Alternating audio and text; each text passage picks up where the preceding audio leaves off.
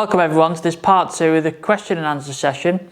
Just split it up, just so it makes it a lot easier. I'm not in here for 45 minutes rattling on about questions. Just split it up, nice short sessions, just so you can dead informative and get your answers which you've asked. Got me brew with my logo on, back in the clubhouse at Weston with the map behind me. So let's get started with the first question. And the first one's from Chris. It's a really interesting question, this. How would you attract more juniors into the sport? I think with this day and age, it's really hard to get more young people into fishing. Things like access, PS5s, Xboxes, stuff like that. People not going, there's a lot of people going fishing, but not a lot of younger people. Now, when I was a kid, we used to go with my dad all the time.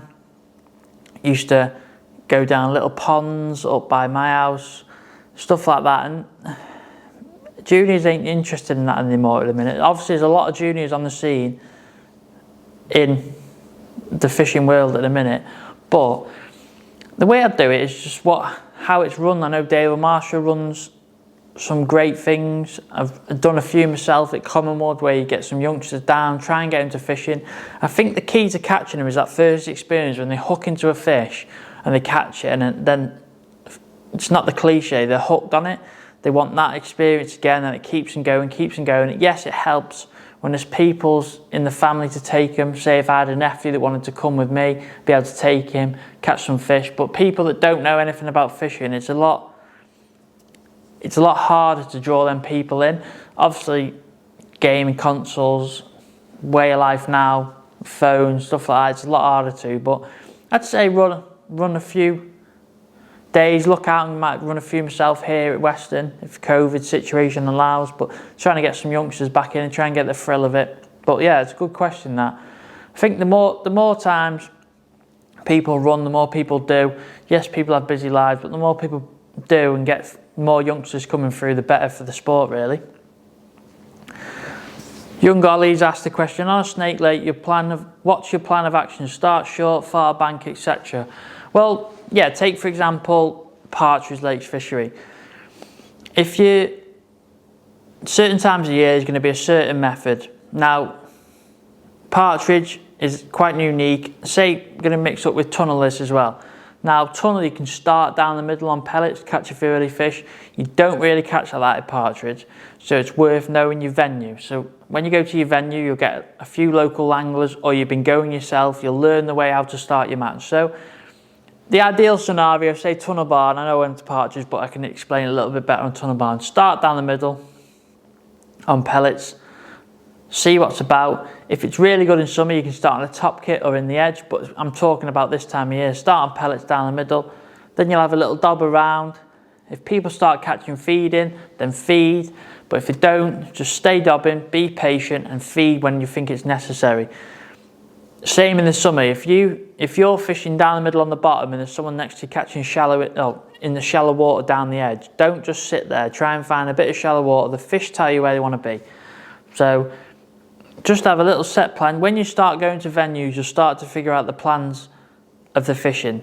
So like tunnel barn, autumn time, you'll start down the middle, you'll go across for a bit, you'll nick across an edge fish, and then the fish will push into the middle. It's the same at partridge really. You'll probably start across and catch some fish down the edge, so you're on the shells like that, and then as the fish go to feed, they'll come into the middle, you catch them down the middle. So just know your venue, pal. Try and work it out as you've been going, but there's little patterns and routines you learn over the years when you go to these venues, and to be fair, you can work them out pretty quickly. Just ask a few anglers, give us a message if you're unsure. Been a lot of F1 venues, so I know a few of them, but I hope that helps you, pal. Now Jack has asked, what's the favourite method of fishing and why? Probably off-match fishing. I love fishing on natural venues, so wading out, feeding loads of ground bait, underarm bowling, catching roach skimmers, or anything, to be honest, not really bothered, but that's the style of fishing I love. I used to go Hatchmere Lake with my dad a lot when I was younger. Like I said, I was in Prince Albert, so we used to go there a lot, and to be fair, that is if you asked me what place would I want to fish for forever, or the last time I could ever go fishing, that's better be the place. Catch loads of little perch, roach, just get loads of bites. Favourite way of fishing. Match style fishing, I'm going to say maggots fishing on the bottom, like I spoke before, on the bottom, when they just come off the bottom. Really nice that way, you can feed to your bites and stuff like that. But yeah, if I was going to go fishing for the day, then I'd go natural venue on a big lake with roach and skimmers in. Just catch some fish, to be fair, don't matter what it was, perch.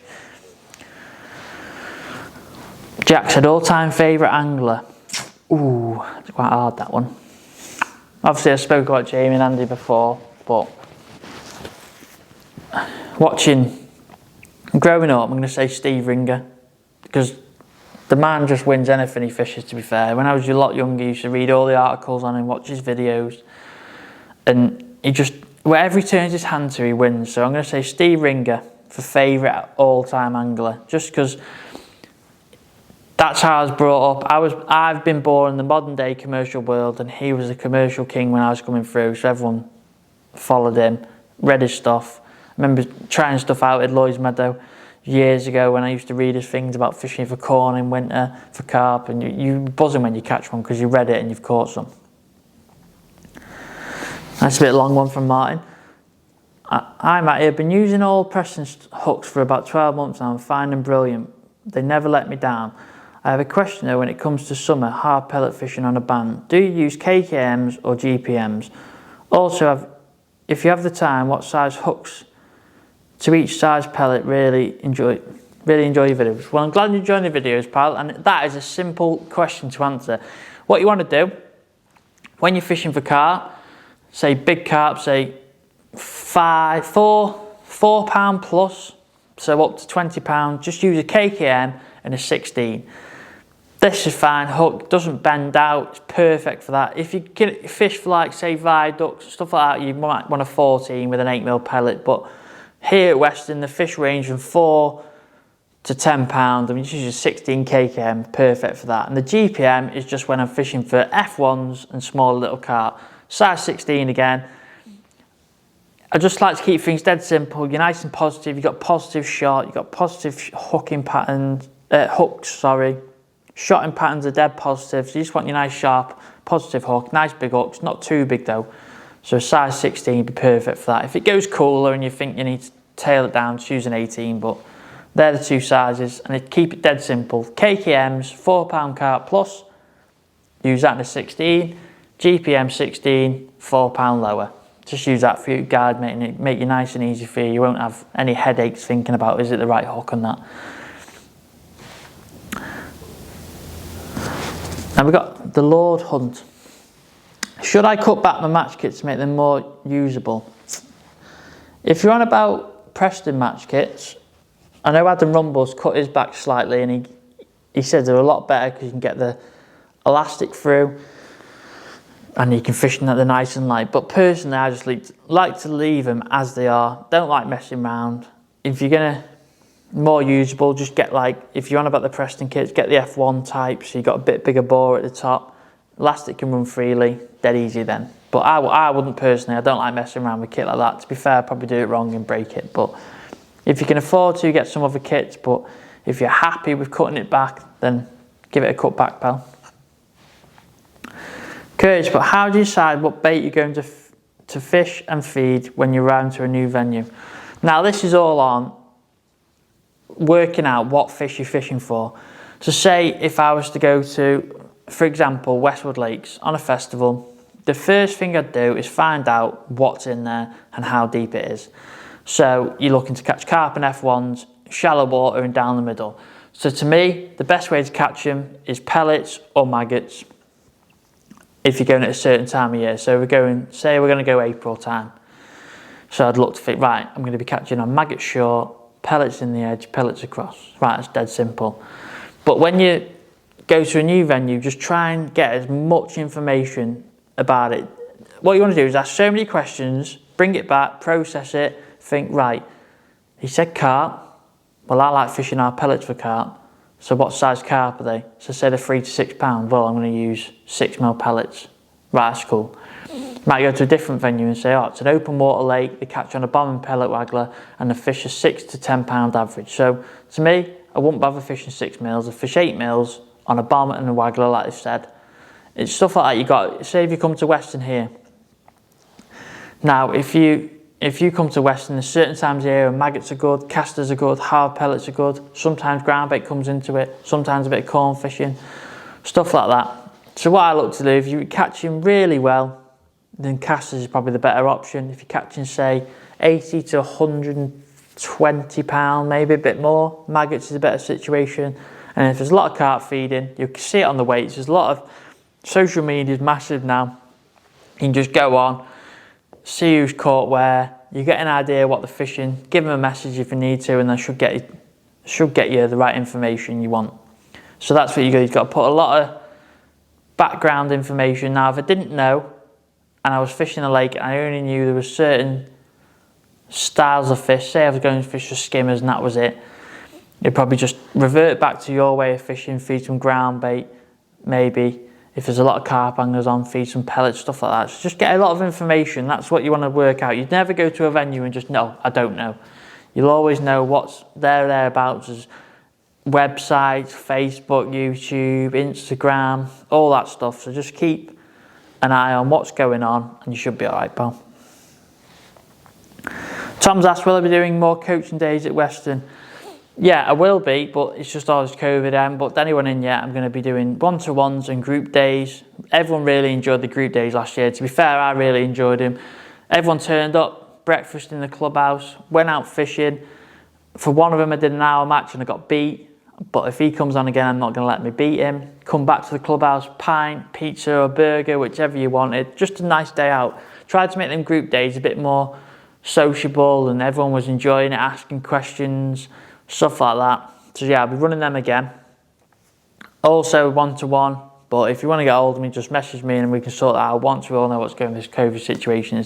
I didn't want to book anyone in and then cancel, stuff like that, and send back deposits and stuff. So it's just all on the COVID situation in a minute. But yeah, as soon as I can be, I will be doing coaching days, Tom. Stephen's asked, hi Matt, clay pit mid-April, what would be your go-to bait, edges and shallow? April, all depends on the weather. So, to be fair, I'd probably fish casters shallow, and in the margins either hard pellets or ground bait, depending which was best. Now, if the fish are really feeding well, then hard pellets would be good because they'll come straight into the edge, don't need to attract them. But when they need some attraction, you need to feed some ground bait. So a heavy ground bait like match method mixed up really wet, just sends a little bit of a cloud, draws them fish in. But if they're feeding really well, then hard pellets will be the good option. Just give us a message close to the time because it's hard to tell what the weather's going to do and how the fish are going to feed and what they're going to be doing. But a couple of weeks before, if anyone wants to know, just give us a message and I'll know what thereabouts is the ideal situation for the bait you want to take, so you're not wasting any time. UK Headshot 8, it said, if you could use one item of tackle from another company, what would it be? Ooh, that's a good question, that. I'm probably going to say, this is quite cheesy, I've got a Dara reel. I've still got it because my girlfriend bought it me, so I would use that because I'm not selling it because she bought it me. And it's quite precious to me. And the other one I bought, the same reel, with some money I got left. So yeah, them two items of tackle, the same reel, is what I'd use because I don't want to sell them because they're quite precious to me because they've been bought for me by my girlfriend and I've had some money left. So they're the two items. The reel. Steve asked, what are the best pegs on the clay pit for shallower margins? Probably, for both of them, I'm going to say peg 34, peg 8, peg 17, peg 34. They're probably the best shallower margin pegs. Peg 1 and 36 are really good edge pegs, but not very good shallow because it's so shallow where it comes up like a ramp. 26 can be good shallow as well, but the edge is quite snaggy there, you have to be careful.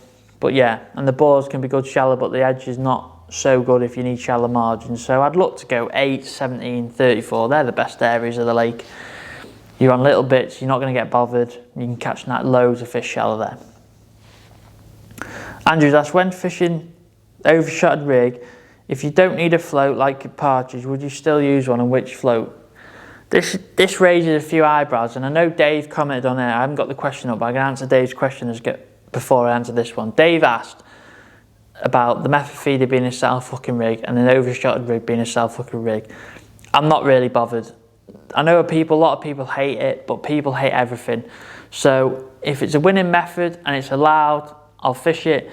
If it's not allowed, you can't fish it. Simple as that. I don't ever think, oh, scrutiny, I'm not doing that.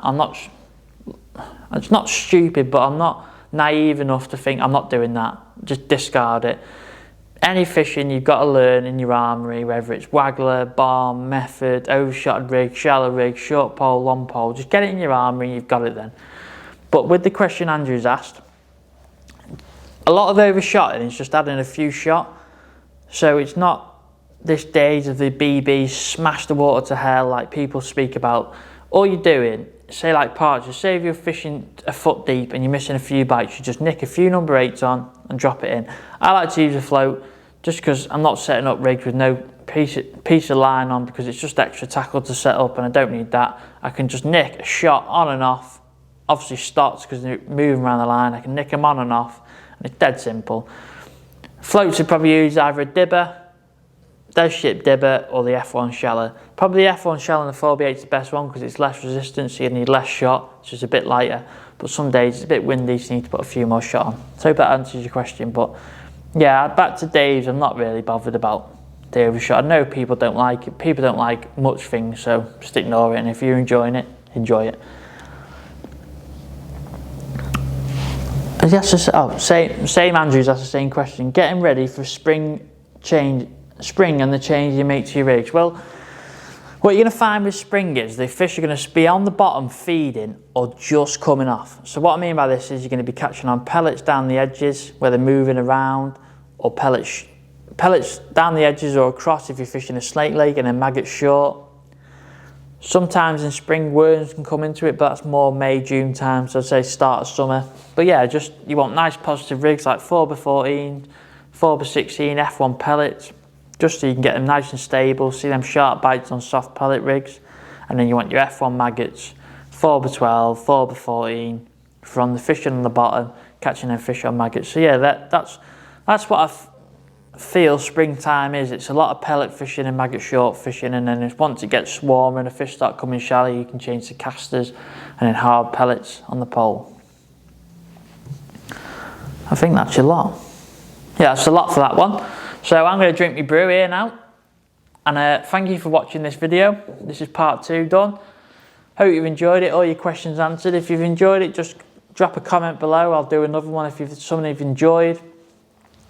Hopefully see you on the bank soon. It's not too long, and stay safe everyone. Cheers.